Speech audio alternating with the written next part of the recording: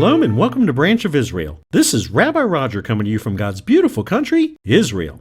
It is day 10 of the war, and in the past week, schools and some shops have already closed. Businesses are getting very little traffic. Water is impossible to find. Some food items have gotten scarce. It is almost like when you see something, you had better grab more than one of them, or it could be gone by the end of the day, yet alone the day after. The only other time I've seen something similar to this is when a major storm like a hurricane or a snowstorm approaches. Yet, the difference I have noticed, there is no fear or panic in their faces. Instead, it is just a way of life for people here. This past Friday, I went out on my balcony to check on my plants and noticed there was a large group of people lining the street below carrying Israeli flags. There were both police and ambulance vehicles parked along with a large bus blocking our narrow road. My wife and I were not sure what was going on because it was also supposed to be a day of rage for the Palestinians. I went down and inquired as to what happened and found out that a policeman who lived in the building across from us died in Gaza. We figured that he must have been called back to reserve duty and was killed in action. One of our neighbors, a religious family,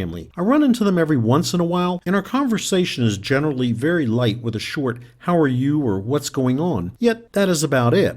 However, the other day the husband came over to check on us. He also told me if I needed anything to knock on his door. It is an amazing time to see how people really pull together. In the beginning there was a lot of air activity, yet now it has slowed down a bit. Seems like when the jets are flying around, it is like an air show, except you cannot see it.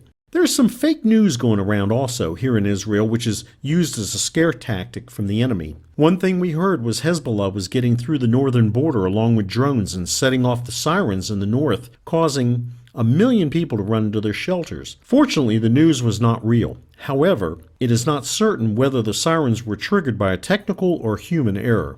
Today we received a call from a very close friend who was like a son to us, who was called back into service. He told us not to go out. All he could say was, "Something is coming, and stay near your shelter at all times."